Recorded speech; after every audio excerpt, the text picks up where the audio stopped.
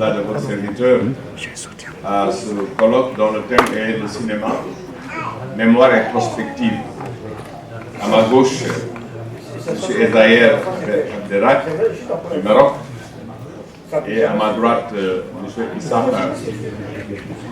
Compaoré, qui nous vient du Burkina Faso. Et nous attendons incessamment M. Mohamed Koulibaly, qui nous vient du Mali.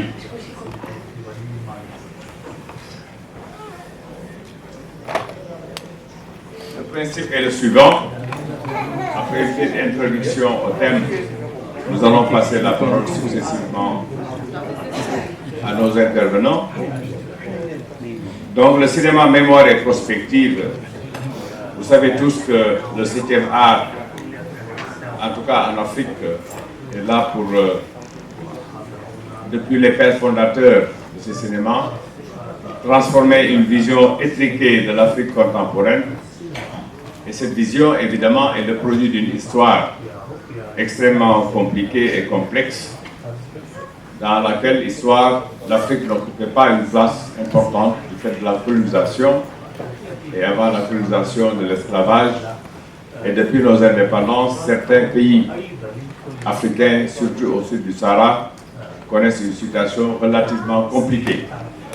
Et le cinéma est là comme un outil, d'une part, pour déconstruire dans le jeu des rapports internationaux que l'Afrique entretient avec le reste du monde, des idées reçues, des discours qui ont été élaborés en dehors de la propre conscience et de la volonté des Africains eux-mêmes. Et donc, à partir du moment où un certain nombre d'Africains avaient décidé de s'emparer d'un outil précieux qui est le cinéma, le 7e art, l'objectif qui était visé et qui reste encore, puisque l'Afrique est encore dans des difficultés extraordinaires, des discours élaborés par des centres qui confinent l'Afrique à la périphérie, puisque ça a toujours été comme ça, et il fallait que les Africains qui se sont emparés de cet instrument que constitue le 7e art restituent à l'Afrique son histoire véritable. Donc, on va y revenir tout à l'heure. Comment faire en sorte que les Africains eux-mêmes s'approprient leur histoire et décident de décrire leur histoire. Il s'agit là donc de plaider pour une image et une esthétique particulière qui fait que l'Afrique se sente elle-même. Et ceci est extrêmement important puisque le cinéma, dans l'ensemble de ces genres, que sont le documentaire, le court-métrage ou le long-métrage, se doit de revisiter et de restaurer une mémoire qu'on a voulu ensevelir et stratifier pour permettre à l'Africain de se servir de cet outil pour l'éveil, la connaissance, la transmission de savoir et être en même temps un catalyseur pour des voies de développement qui sont des voies de développement endogènes. Et donc le colloque qui va porter un intérêt particulier. Bienvenue, M. Koulibaly.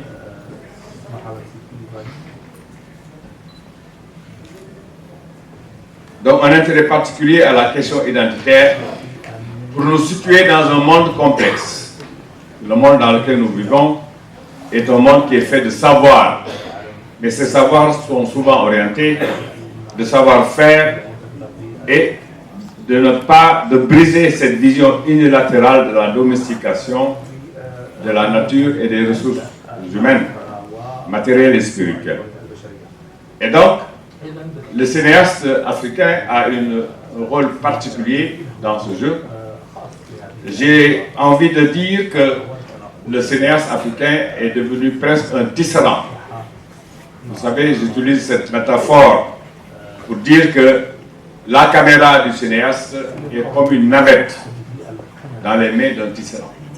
La navette part de la gauche vers la droite, du passé avec le présent, et en se situant dans une perspective et une prospective qui nous aide à tracer un futur. Et donc le cinéma est un outil très très important pour éduquer et former.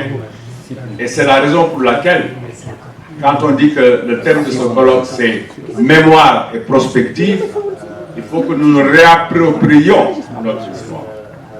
Non pas l'histoire de la colonisation à tracé, mais l'histoire africaine qui est faite de savoir traditionnel et qui est faite également d'une vision de l'humain qui est aux antipodes de la vision qu'on veut nous imposer.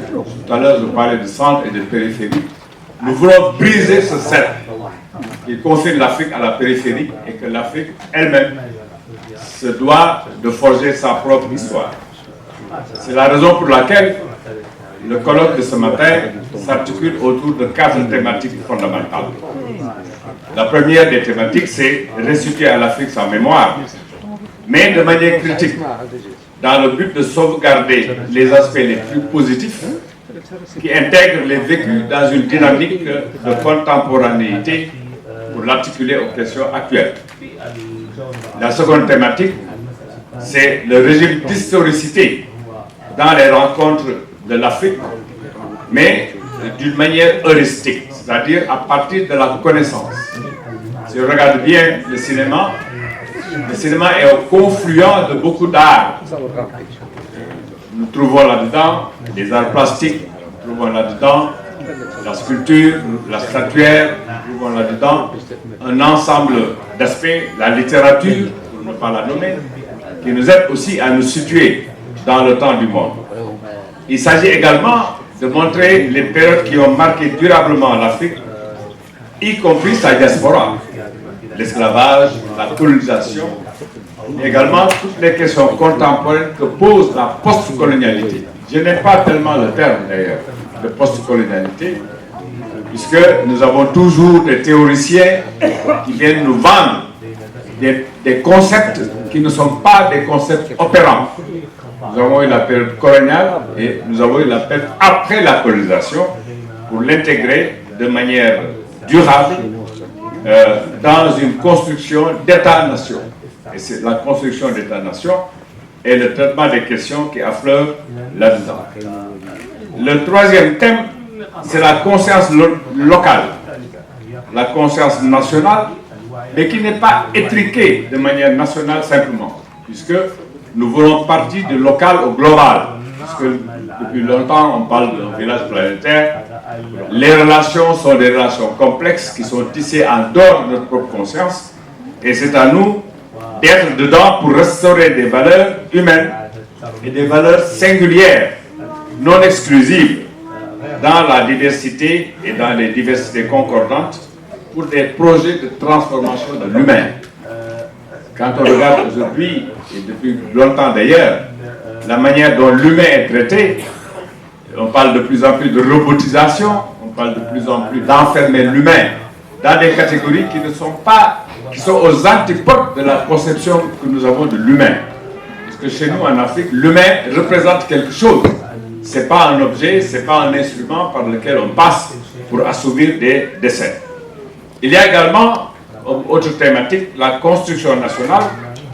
Mais cette construction se fait dans une identité qui est connue, qui est reconnue, qui est maîtrisée, qui est développée et qui est affirmée en opposition à ce que j'appelle l'hybridité culturelle, qui est en même temps une hybridité qui est aliénante, qui est approvisante et qui fait de l'Africain un être sans structure culturelle, sans dynamique autonome de développement et qui doit cesser d'imiter d'autres cultures présentées comme des références et adoptées inconsciemment.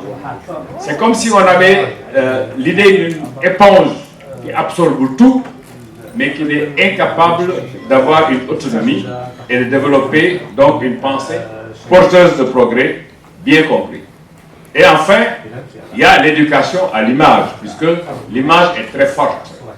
L'image est sa portée à la fois symbolique, une portée fonctionnelle, une portée éducative à visée de transformations diverses et positives, et ça se fait à travers des œuvres dont l'esthétique laisse émerger de manière didactique, c'est-à-dire pour éduquer dans une approche sous-tendue par la connaissance.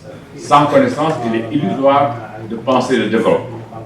Donc le cinéma que nous voulons s'inscrit donc dans le même temps dans l'évolution des progrès technologiques, économiques, qui donnent plus de relief à la création. Le cinéma numérique, c'est l'utilisation de procédés digitaux et d'amélioration des techniques et des caractéristiques techniques, l'utilisation de l'espace, des décors, des lumières et qui vise la diffusion et la conservation.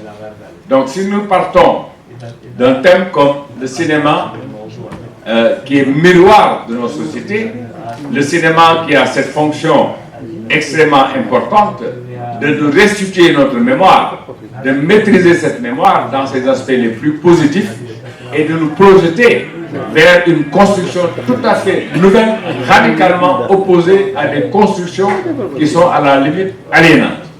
C'est autour de ces questions que nous avons invité nos amis qui sont là, et nous saluons l'arrivée de notre ami Mohamed Koulibaly du Mali, et qui vont tour à tour traiter de ce thème.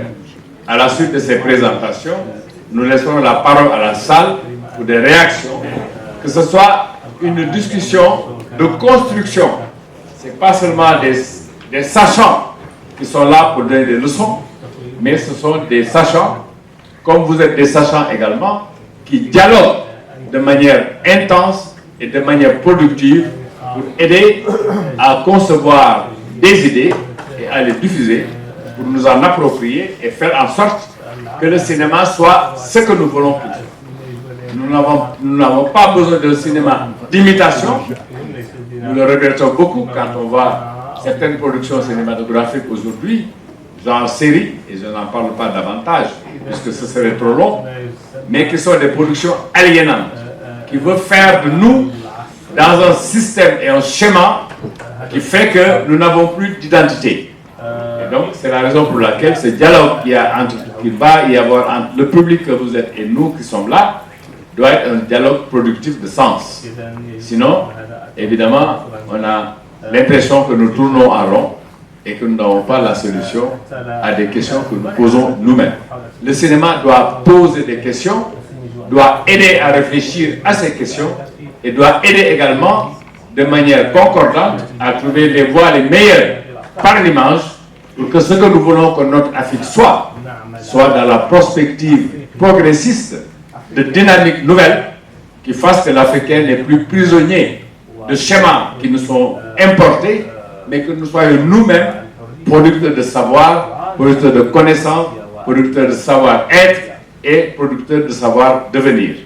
Donc je vais commencer par qui veut prendre la parole. À ma gauche peut-être. Donc nous allons laisser la parole à notre ami Ezaïr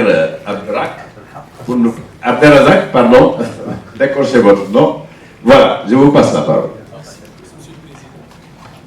Bonjour, tout d'abord, chers participants, invités, mesdames et messieurs.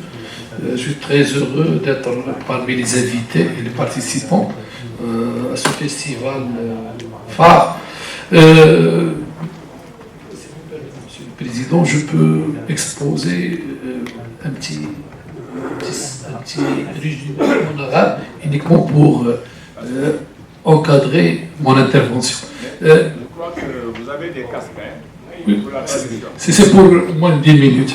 De toute façon, الإخوان أنا كنت كنتوقع بأن المداخلة فقط على الفرنسية، وبالتالي أعددت هذه الورقة بالفرنسية وهي أصلا كلها عبارة عن أسئلة.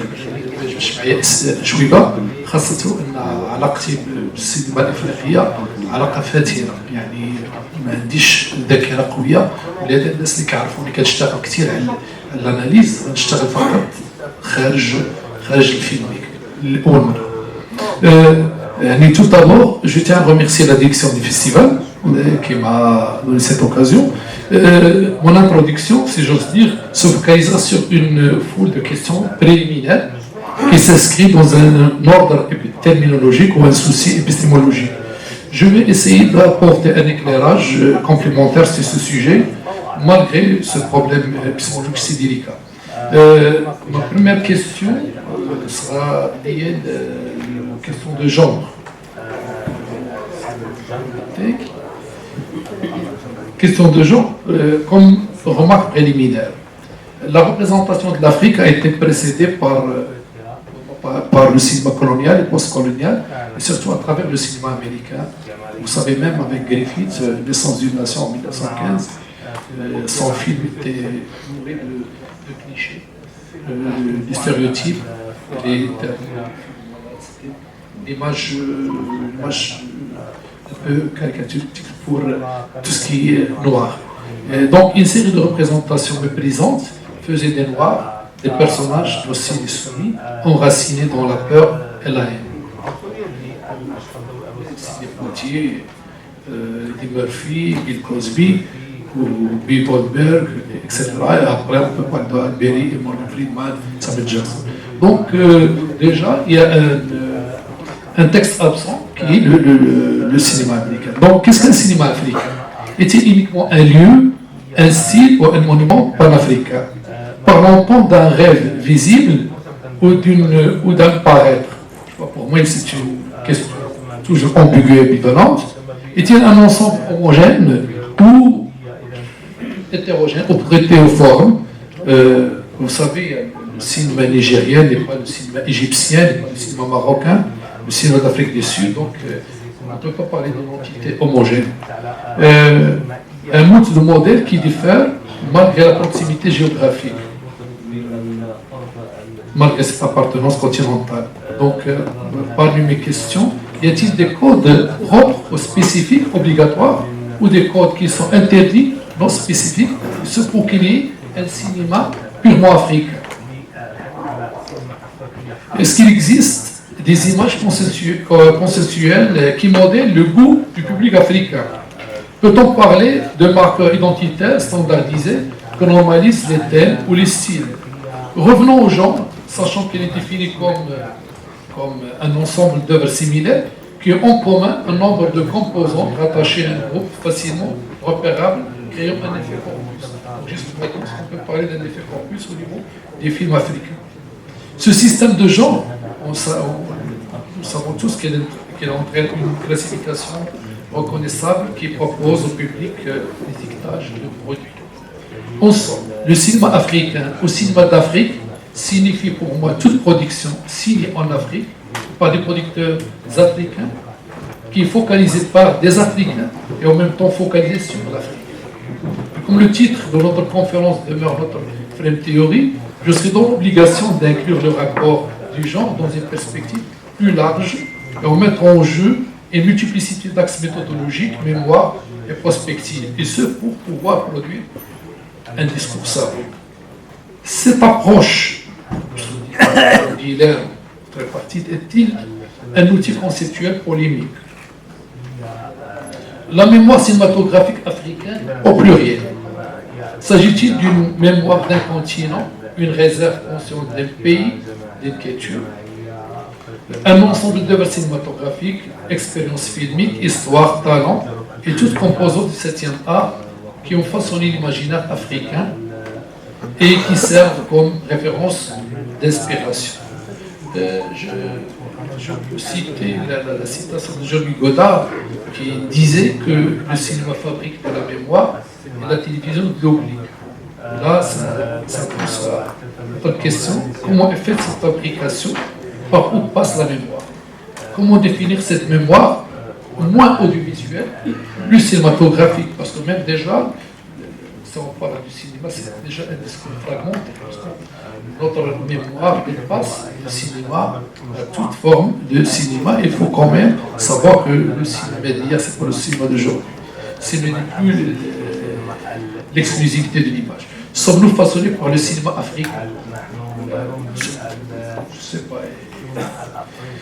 Fasciné pour moi, le cinéma africain a besoin de plus de fascination pour créer une légitimation et une séduction. Fabrique-t-il nos histoires? Forme-t-il nos esprits? L'image cinématographique africaine avait-il envahi notre conscience? Sorte d'inflation des signes, de prépondérance des images qui forment un état spectacle. Sachant que voir, c'est croire. On ne parle plus de croire, mais on va le faire croire. Plutôt, nous sommes ce que nous voyons. Et là, je me rappelle la citation de Christian Salmon dans son livre Storytelling. Sans une bonne histoire, il n'y a ni pouvoir ni gloire. Et tout à la fois une nation et une narration. Parce que l'Afrique a pu être une nation et une narration avec son storytelling ou son récit comme instrument de contrôle. On parle désormais de faire voir, plus que faire voir, on a tendance aux formes au détriment de fond. Comment le cinéma africain diffuse ses représentations collectives, son système de valeurs, ses modèles? Arrive-t-il à fixer ses idéaux, sa structure imaginaire? Est-ce que le cinéma africain fait réellement partie de notre histoire? A-t-il cumulé ses fonctions d'information et de divertissement, soft power? Assure-t-il un exercice économique? Parce que sans industrie économique, on ne peut pas parler de cinéma, on peut parler de film, on peut parler des expériences individuelles, c'est pas... Peut-on parler d'africanisation de notre mémoire, de notre représentation imaginaire en parallèle avec l'américanisation de la mémoire? Je pense que les films africains en général n'ont pas pu structurer l'opinion publique en tant que capital symbolique. Leur connexion reste assez limitée, sachant que l'industrie n'est pas connaissante techniquement, artistiquement et esthétiquement. Que dit mémoire? Qui dit mémoire, des archives au sens large, qui reflètent la diversité culturelle de tout ce continent, et personne ne doute de ce potentiel immense. Est-ce que le cinéma en tant qu'expression artistique a pu explorer la dite richesse et la transférer en identité esthétique au niveau sujet, thématique, style et genre? Tout cinéaste africain est engagé par force, vu les défis d'autrefois, et qui perdurent toujours, qui confrontent l'homme imaginaire en termes d'infrastructure, de distribution et de promotion. Les cinéastes africains réfléchissent encore à la manière dont ces défis peuvent être surmontés et aux stratégies à adopter pour assurer la croissance du secteur et élargir l'audience des films, voire générer des revenus durables. Est-ce que le cinéma a pu porter cette identité culturelle africaine à l'intérieur et à l'extérieur de notre continent? On déduit donc la fragilité de l'impact des cinéastes sur l'ensemble des pays africains, malgré leur effort à aborder des questions pertinentes et à contribuer au dialogue et à la réflexion sur les enjeux globaux.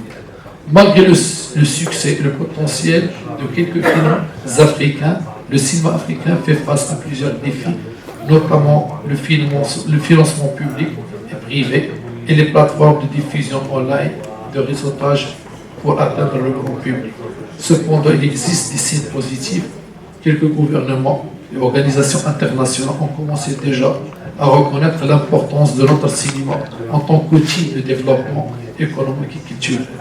Et maintenant, comment peut-on définir le futur du cinéma africain et quels sont les éléments qui pourront façonner cet avenir? Parmi mes éléments de réponse, il faut qu'il y ait une formation et développement des compétences. Pour assurer le développement des compétences, il faut investir dans la formation via des écoles de cinéma, des programmes de formation tels que les ISRA, les ISC. La représentativité et storytelling, c'est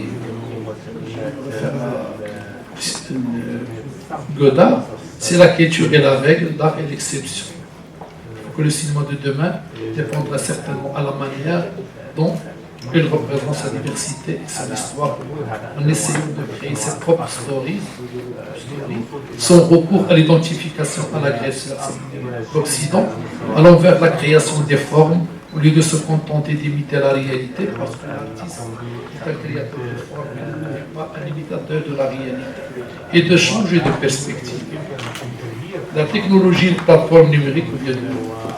le Président, qui offre de nouvelles opportunités au niveau de distribution et financement, c'est pour accroître la visibilité des cinémas africains.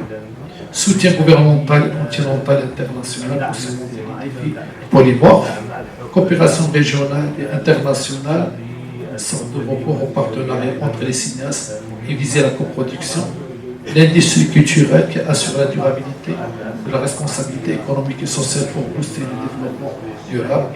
En résumé, notre cinéma de demain dépendra des degrés d'adaptabilité aux nouvelles technologies, après la mobilisation du capital humain et financier, voire le développement de ces infrastructures, en plus de ces campagnes marketing innovantes. Ici, le cinéma africain prospère et enrichit sa mémoire cinématographique mondiale s'il surmonte ses handicaps et exploite les opportunités offertes par la nouvelle technologie. Le cinéma africain de demain est censé s'adapter à toutes ces plateformes, explorer une nouvelle storytelling, ou plutôt la magie du récit narratif, en continuant à aborder ses propres sujets avec une thématique et vision pan-africaine. L'éducation et la formation créative à la formation pour produire le conservatisme resteront le noyau dur de cette perspective afin de garantir la pérennité et la qualité du cinéma africain. Finalement, permettez-moi de vous citer les paroles de la chanson Public Enemy d'un rappeur africain qui dénonce Hollywood, qui a représenté l'Africaine. Brûle, Hollywood brûle, pour toutes les années où tu as fait de nous des clowns, la plaisanterie est finie, sous ta fumée qui te cerne, comme cela fut dur pour tous ceux qui jouaient des rôles de maîtres d'hôtel et de femmes de chambre, esclaves, hommes de paix. Beaucoup de noirs intelligents avaient l'air de primitifs à l'écran. Quand tu as incarné un avocat, pas question donc, il faut donc faire nous-mêmes comme Spike Lee. Voilà, donc, je crois. Merci pour vos attentions. Merci beaucoup. Il y a énormément de questions qui sont soulevées ici. D'un point de vue méthodologique, nous n'allons pas commenter ce que les uns et les autres vont dire, parce que le public est là aussi pour réagir par rapport à ça. Et nous reviendrons évidemment sur un certain nombre d'aspects avec lesquels on peut être d'accord, pour d'autres aspects avec lesquels il faut émettre des réserves. Mais tout dépendra évidemment de l'angle d'attaque et des discussions. Donc je vais passer la parole à notre ami du Burkina Faso, Isaka Kompao.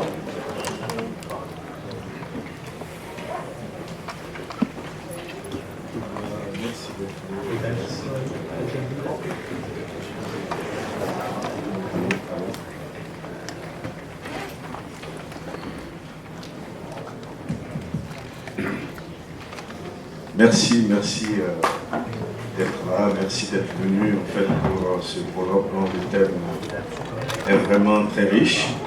Et moi je vais m'appesantir sur l'éducation à l'image.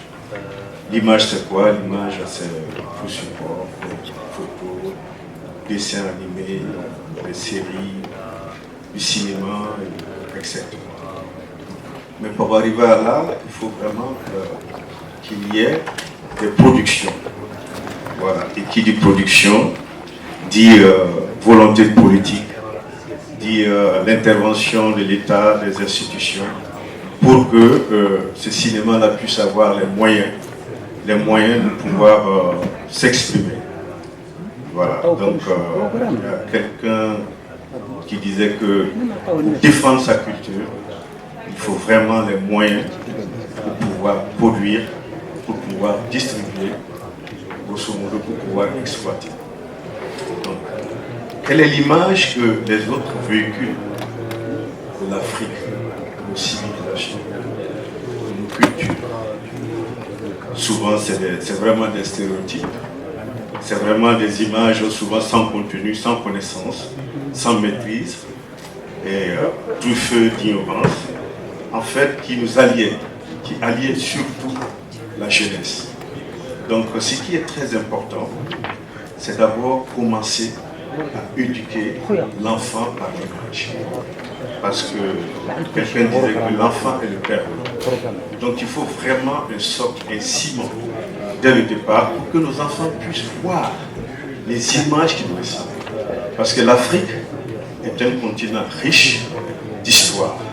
Donc, ce sont ces histoires-là que nous devons raconter, que les enfants doivent regarder, que les enfants doivent se forger et non voir vraiment des images négatives qui viennent d'ailleurs.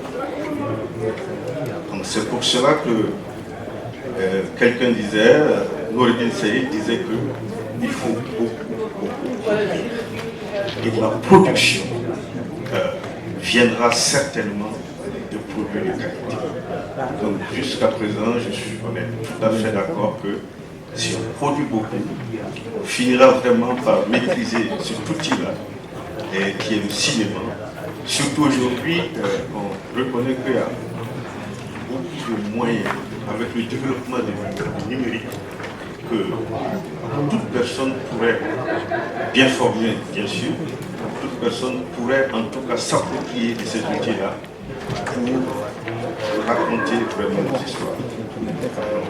Aujourd'hui, quand on regarde la jeunesse africaine, dans la fourchette de 18 à 25 ans, représente 60% de la population. Donc c'est-à-dire que c'est vraiment un terreau fertile. Et cette jeunesse-là a les moyens, a les capacités aujourd'hui de s'approprier en fait ces outils-là pour pouvoir raconter des bonnes histoires.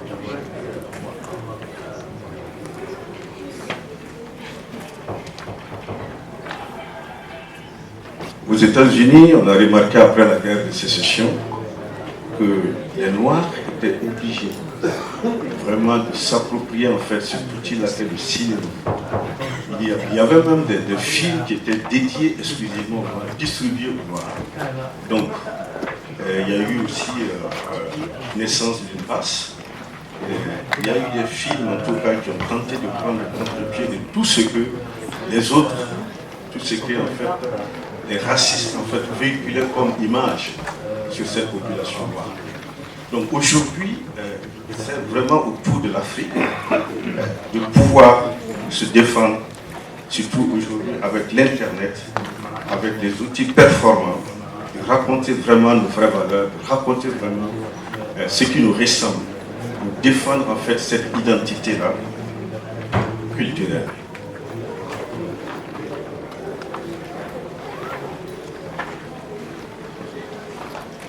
Avec l'image, nous sommes capables d'oser, nous sommes capables d'inventer l'avenir, comme disait Thomas Sankara. Voilà. Et nous sommes en fait les mieux placés pour raconter nos histoires. Quelqu'un disait que le meilleur messager de la prison, c'est bel et bien le prisonnier. Donc nous connaissons nos histoires et nous avons aujourd'hui les moyens, compte tenu de coproduction sud-sud, compte tenu en fait de la collaboration entre les nations et compte tenu aussi des fonds que certains États mettent vraiment au profit du cinéma africain, de faire véhiculer ce qui nous ressemble, de faire véhiculer nos identités à travers le monde. Comme le professeur disait, il est très important d'abord de s'ancrer localement, de maîtriser en fait nos outils, de maîtriser nos histoires, afin que, à travers le monde, on puisse respecter ce que nous sommes, ce que nous faisons. Donc, je ne vais pas être trop long, peut-être qu'on reviendra en fait dans les discussions. Ceux qui m'ont précédé ont beaucoup déjà parlé là-dessus. Et je pense que c'est ensemble. Il y a un proverbe chez nous qui dit qu'avec un seul doigt, on ne ramasse pas la farine. Donc c'est ensemble, c'est quand nous serons unis, quand nous pourrons partager en fait nos expériences, que nous arriverons à prendre le contre-pied des élucubrations qu'on raconte sur nos images, sur nos valeurs. Donc je pense que l'union fait la force et c'est à nous de nous défendre, c'est à nous de prendre le contre-pied de tout ça pour un jour transmettre en fait nos valeurs. Et on ne pourrait pas le faire sans le cinéma qui est un vecteur très important. Voilà, merci. Merci beaucoup pour ces idées autour de l'image et de sa portée. Nous reviendrons évidemment sur certains aspects de cette présentation et nous allons passer la parole sans tarder à notre ami du Mali, Mohamed Koulibaly, n'est-ce pas? Merci bien. Et bonjour tout le monde. Donc, moi je vais aborder la question de la construction nationale. Donc, avec toutes ces problématiques, bien entendu. Vous savez, nos États donc, sont devenus indépendants dans les années 60. Et à l'époque, la question, il s'agissait de décoloniser, n'est-ce pas, nos territoires qui avaient été soumis à des puissances étrangères.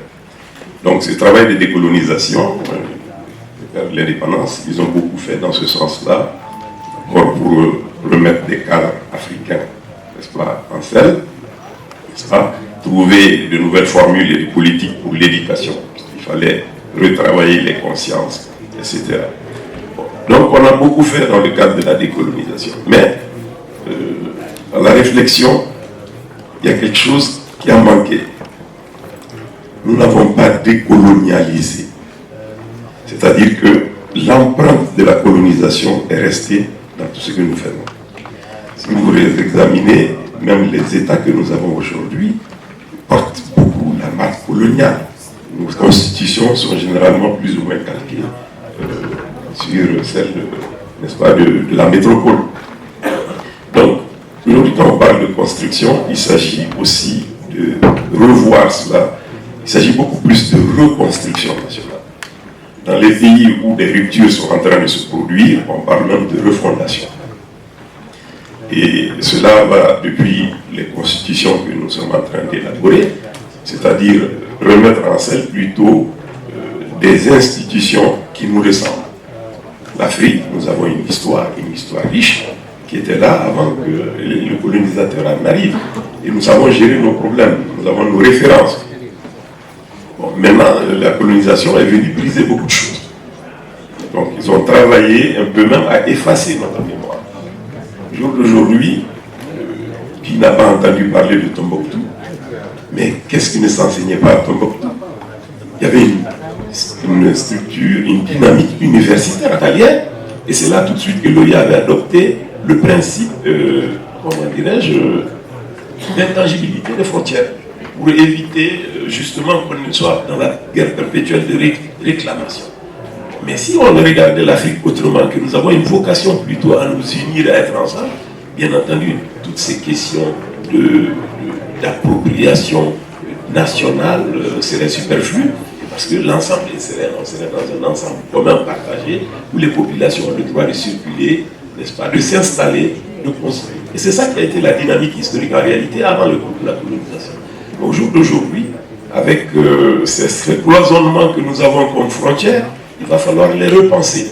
Il faudrait que nous revoyions cela, que nous essayons de reconstruire des ensembles plus viables, n'est-ce pas, donc où les populations, et c'est à la demande des populations, l'intégration des populations font pour, et ce sont les États qui traînent les pieds souvent, parce que les gouvernants ont des intérêts à préserver, donc on ne peut pas aller dans des ensembles plus structurés, et plus grands, où les uns et les autres seront plus à l'aise. Donc, réellement, cette idée de la refondation, de la reconstruction nationale, demande à reconstruire les États, n'est-ce pas, pour intégrer les réalités, les dynamiques internes nationales.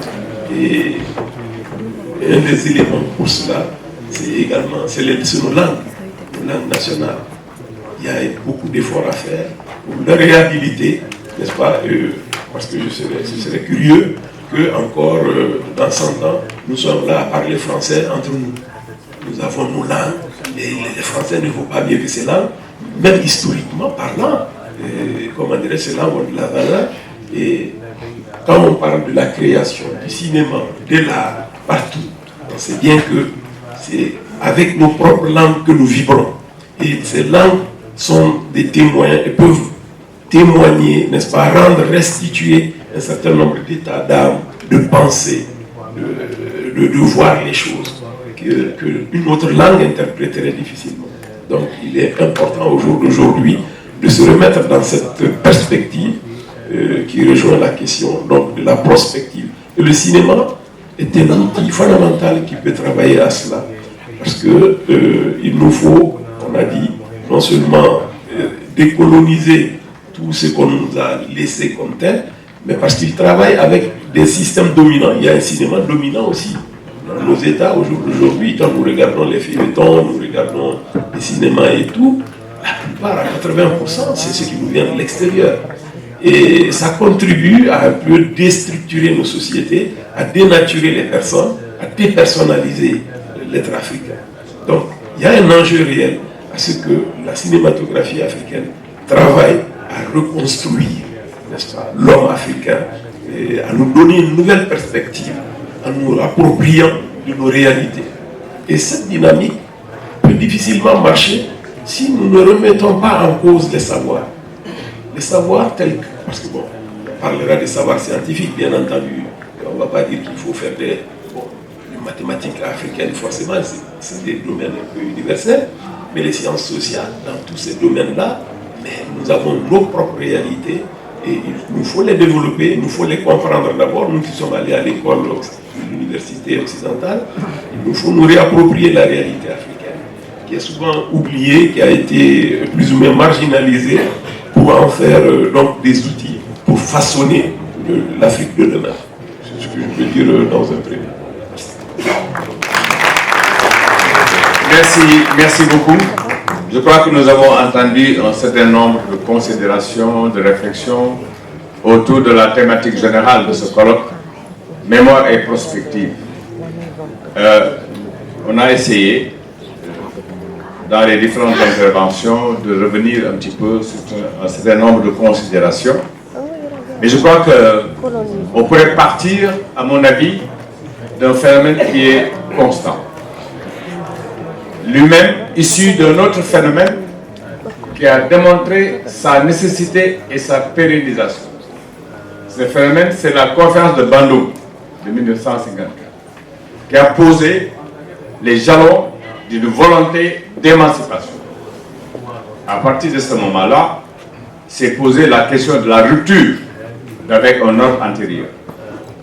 Mais cette rupture n'était pas sans conséquence, puisqu'il fallait que le colonisateur, pour ce qui concerne nos pays, en l'occurrence la France, essaya de préserver son hégémonie. Mais inéluctablement, nous devions aller à l'indépendance, c'est-à-dire être nous-mêmes les acteurs de notre propre histoire. Donc, à partir de ce moment-là, s'est posée la question de la construction de nations, construction nationale. Il nous fallait regarder nous-mêmes la manière dont nous allions forger notre destin à partir de nos propres préoccupations. D'où des interventions qui avaient un caractère historique indéniable. C'est la naissance de l'organisation de l'unité africaine. On nous a divisés depuis Berlin, depuis 1984, en zone d'influence. Bandung a posé la question de notre indépendance. Nous sommes allés aux indépendances, disons, de la fin des années 50 au début des années 60. Et les pères fondateurs de l'unité africaine avaient compris que la balkanisation ne pouvait pas nous servir. Et malgré tout, cette balkanisation a quand même eu lieu. Alors, comment construire des nations dans une solidarité africaine qui a été affectée par des dizaines et des dizaines d'années d'exploitation unilatérale? Et c'est à partir de ce moment-là, se poser la question, si nous voulons construire nos nations, il faut qu'on nous restitue notre mémoire, qui a été occultée. D'ailleurs, les résistances ont été beaucoup plus importantes, de mon point de vue, en Afrique du Nord qu'en Afrique subsaharienne. Puisque quand on parle de la langue, le Maghreb a quand même conservé sa langue, au moins l'arabe. Tandis qu'on a nié, on a relégué au second plan les langues africaines. Tout à l'heure, Mohamed disait que les savoirs et les sciences, on a démontré qu'il était plus facile d'accéder à ces savoirs et à ces sciences contemporaines par les langues nationales. J'ai entendu une fois une étudiante d'Afrique du Sud dire que j'ai mieux appris les mathématiques à partir de ma propre langue. Si je me réfère à notre pays, sans le singulariser forcément, le Sénégal, il est plus facile d'apprendre les mathématiques en Wolof que de les apprendre en français. Donc le phénomène linguistique a été moins perceptible dans ses effets négatifs en Afrique du Nord qu'en Afrique subsaharienne. Puisque tout le monde parle arabe, tout le monde comprend l'arabe, tout le monde écrit l'arabe. Dans nos pays, très peu savent écrire les langues nationales. Donc cette construction nationale devait commencer par savoir qui nous étions avant qu'on nous nie. Parce qu'on nous a nié en nous disant vous n'avez pas de culture, vous n'avez pas de civilisation, vous ne représentez rien du tout. Et nous devions nous efforcer de dire que si nous étions quelqu'un, nous avons une histoire séculaire, nous avons une histoire riche de phénomènes desquels le monde pouvait apprendre. Et à partir de ce moment-là, il fallait aussi cultiver des connaissances et des savoirs locaux. Connaissances et savoirs locaux, ça veut dire que, sachant qui nous sommes, nous devons savoir où nous voulons aller.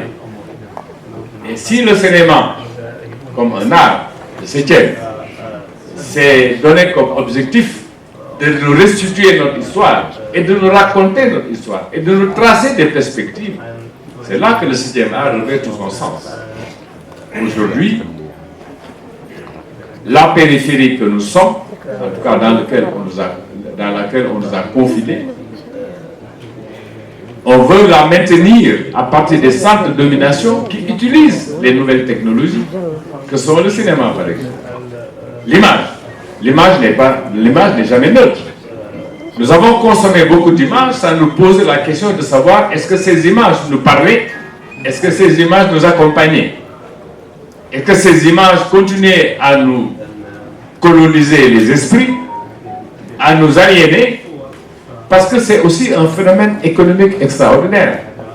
Ceux qui ont le pouvoir économique, ceux qui déterminent la marche du monde à partir de centres qu'ils ont créés sur l'exploitation d'autres peuples, veulent continuer cette exploitation-là sous d'autres formes. Et l'image de ce point de vue-là a une importance capitale. Puisque l'image peut façonner les esprits.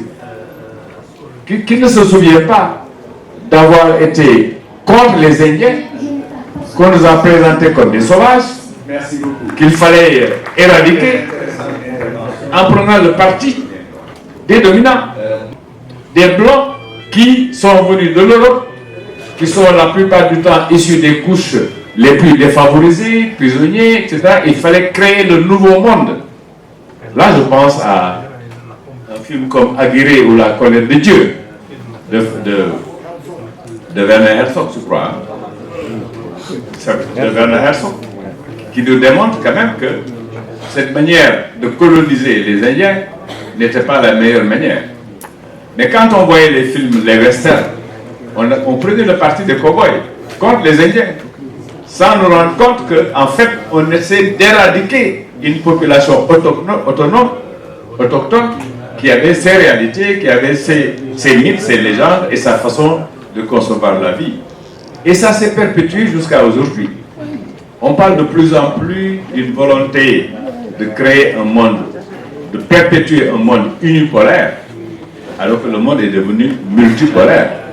Le monde n'est plus, le centre n'est plus les États-Unis d'Amérique, avec tout son système, mais ces États-Unis essaient de maintenir leur domination dans le monde.